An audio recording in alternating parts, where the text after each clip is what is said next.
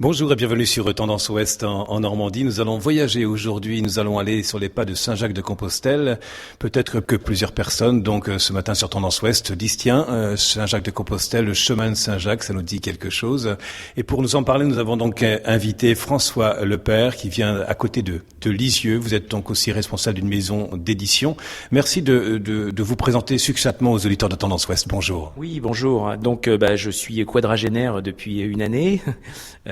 Père de famille de 3 enfants, et j'ai eu la grande chance en 1988 avec des scouts de faire ma première route de Compostelle qui s'est très vite enchaînée par les JMJ à Compostelle avec le pape Jean-Paul II. Et là je suis rentré, j'ai dit à mes parents je veux aller à Compostelle à pied. Mon papa m'a dit c'est bien mon fils, passe ton bac d'abord. Donc j'ai fait ce que papa m'a conseillé, j'ai eu mon bac et je lui ai dit tu sais j'irai bien à Compostelle. Bon. 1994, je pars à pied de la maison et je fais ce grand pèlerinage qui était à la fois un pèlerinage et une grande aventure humaine, on va dire. Et puis j'y suis retourné 11 fois depuis. Je suis tombé dans la marmite tel Astérix, buvant la potion magique. Et puis la vie active est arrivée et je me suis demandé quoi faire. Et donc petit à petit, je me suis mis à écrire un livre, un guide, 2 guides, 3 guides. Et puis voilà, j'ai monté une petite maison d'édition qui s'est spécialisé sur les grands chemins de pèlerinage en Europe. Vous accordez du temps, de votre temps, justement, sur les ondes de Tendance Ouest ce matin, diffusées par toute la planète sur tendanceouest.com. Et nous allons tenter d'aller au cœur, justement, de la spécificité d'un pèlerinage sur les pas de Saint-Jacques-de-Compostelle. Quelle est l'histoire de ce Saint-Jacques? Bon, alors je vais faire pas trop long. Saint-Jacques, apôtre du Christ, donc Saint-Jacques le Majeur, fils de Zébédée, qui va évangéliser l'Espagne, et puis il revient et il se fait couper la tête. Et puis 2 de ses comparses l'enterrent en Espagne, et puis bon, la tombe est un petit peu oubliée pendant 8 siècles. Bon. Et puis la reconquête espagnole, les morts se font bouter d'Espagne par la Reconquista, la reconquête des troupes espagnoles, royales. Et puis une lumière, c'est un petit peu comme la crèche de Noël, l'histoire de la crèche, c'est qu'une lumière, une étoile, brille dans le ciel, et puis finalement l'évêque du lieu dit il faut creuser là, il y a sans doute une tombe sainte ou quelque chose, donc on creuse, il paraît qu'on retrouve le cercueil de Compostelle. Bon, et alors là évidemment l'Europe s'enflamme, malheureusement autant par les armes que par le bouche à oreille, et puis tout le monde veut aller à Compostelle, Campus Stellae, ça veut dire le champ de l'étoile, et au Moyen-Âge, il faut gagner son paradis en allant à Compostelle. Voilà. Et la rumeur, c'est pas la rumeur, mais les petites histoires marrantes, c'est que les pèlerins, ignorant complètement qu'il y avait 2 mois de marche, disaient chaque fois qu'ils voyaient un clocher, est-ce que c'est là Compostelle? Bien sûr, il n'y avait pas de topo-guide, il n'y avait pas de carte, il n'y avait pas de GPS. Et donc, chaque fois qu'ils arrivaient en vue d'un grand clocher, la question était la suivante. Au premier agriculteur ou paysan qu'ils trouvaient dans le champ, il disait « Dites-moi, mon brave, est-ce ici Compostelle ?» Et le paysan ne comprenait pas trop ce qu'il disait. Compostelle, il n'en avait jamais entendu parler. Et donc, il disait « Ah non, ici, vous êtes à Bayeux ou vous êtes à Cherbourg. » Si je vous dis crédential, si je vous dis carnet du pèlerin, mais qu'est-ce que justement ce carnet du pèlerin qu'il faut avoir dans son sac à dos? Alors, il faut l'avoir parce que c'est un document qui officialise le fait que vous êtes pèlerin.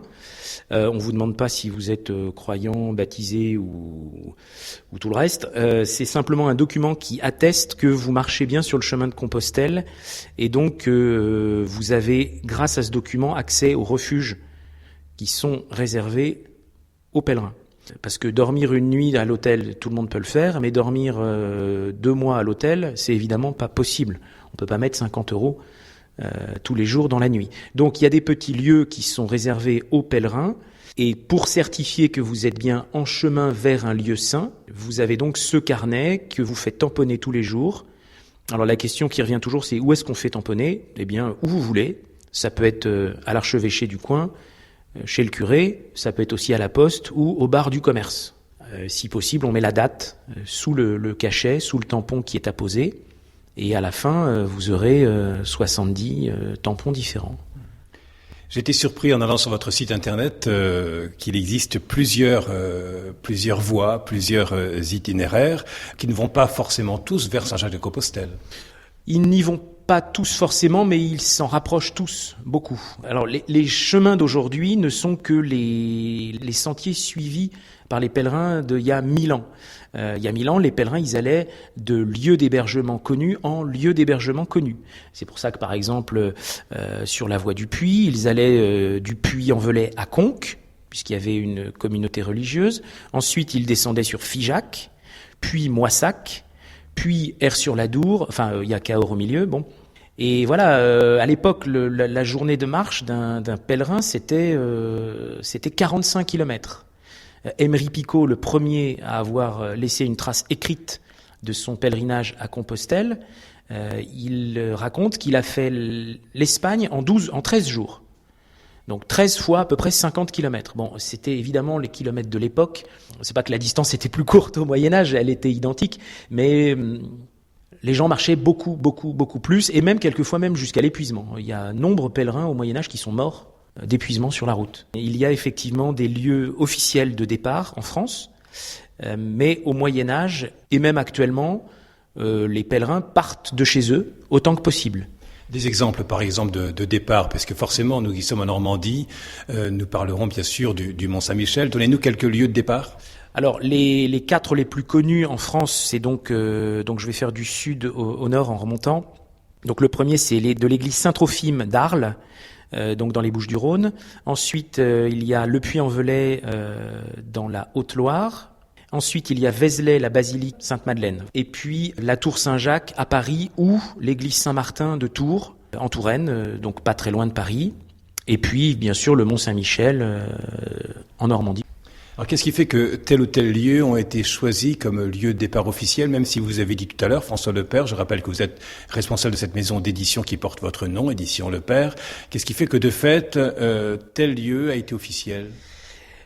C'était essentiellement des lieux de rassemblement qui étaient eux-mêmes des lieux connus, puisque c'était des lieux contenant des restes de saints ou de saintes. C'est très vrai pour Sainte-Madeleine de Vézelay, Saint-Martin à Tours, puisque Saint-Martin a beaucoup circulé en Touraine. Et donc, on venait au lieu, visiter le lieu saint le plus proche de chez soi, peut-être pour lui confier le parcours ou une protection spéciale. Et puis ensuite, lorsque les pèlerins étaient à Vézelay, vraiment, je le redis, c'est qu'au Moyen-Âge, le parcours suivi était principalement décidé par le fait qu'il fallait dormir le soir. Il était hors de question de dormir dans la forêt, qui était dangereuse. Il y avait des brigands, des loups, et donc on allait de lieux connus pour dormir en lieux connus. Et donc, souvent, de monastère en monastère. C'est pour ça que, par exemple, la première étape, Emery Picot dit qu'il allait de Vézelay à la Charité. Aujourd'hui, il y a 3 jours de marche. Lui, il l'a fait en une journée. Alors, comment faut-il s'y préparer à ce pèlerinage où on peut aussi y aller comme randonneur? Vous avez dit tout à l'heure qu'on ne demandait pas la profession, ni le carnet de baptême, ni les carnets des différentes célébrations ou sacrements reçus par la personne qui est sur le chemin de Saint-Jacques de Compostelle. Comment s'y préparer? Il faut du temps, ou est-ce que tout le monde peut se dire « Demain, je pars sur les pas de Saint-Jacques de Compostelle » ? Oui, il est possible de partir quasiment du jour au lendemain, hormis le fait que toutes les choses de la vie active vont très vite vous rattraper. Si vous partez pour une semaine, il n'y a pas de problème, le courrier ne s'entassera pas très nombreux dans la boîte aux lettres. Si vous partez pour 2 mois, vous reviendrez sans eau, sans électricité, sans abonnement internet et sans télévision.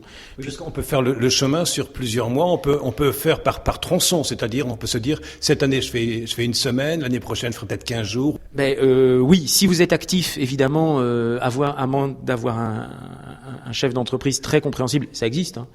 Mais c'est vrai que on peut pas partir 2 mois. Donc les actifs le font en le tronçonnant en morceaux de 15 jours. Mais si vous n'avez pas bien anticipé le règlement de vos factures, j'en reviens, vous partez 2 mois, c'est très bien, mais il faut quelqu'un qui paye l'eau, l'électricité et le gaz, hein, voilà. Donc ça, c'est tout bête, mais il faut s'organiser au niveau matériel. Maintenant, il faut aussi se préparer physiquement, parce que si vous faites les 2 mois du chemin, vous allez faire 5 millions de pas.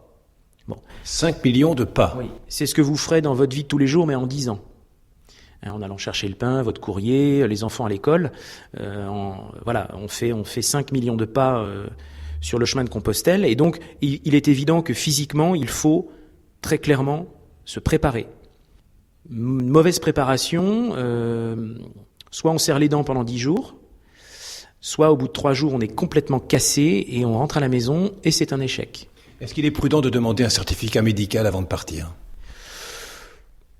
Je dirais qu'en dessous de 50 ans, si vous êtes relativement correct dans votre vie, vous ne passez pas votre vie au bistrot et ni dans des enfumoirs, normalement tout doit bien aller. Après, au-delà de 50 ans, peut-être qu'un petit examen cardiaque serait plus prudent, mais vous savez, il y a des gens qui sont partis avec la santé, et ceux qui feront le chemin le verront. Sur la partie espagnole, il y a de nombreux pèlerins qui sont décédés. Il y a un petit monument à côté du parcours qui indique ici s'est arrêté leur parcours de vie. Donc il vaut mieux se préparer physiquement. Maintenant, vous savez, on ne connaît ni l'heure ni le moment. L'invité de Tendance Confidence aujourd'hui est donc François Lepère, responsable de la maison Lepère Édition, et vous êtes donc spécialiste de la randonnée et du pèlerinage à pied, et vous avez donc sillonné plusieurs fois les chemins qui conduisent à Saint-Jacques de Compostelle. Nous vous retrouvons dans quelques instants pour la suite de cette émission.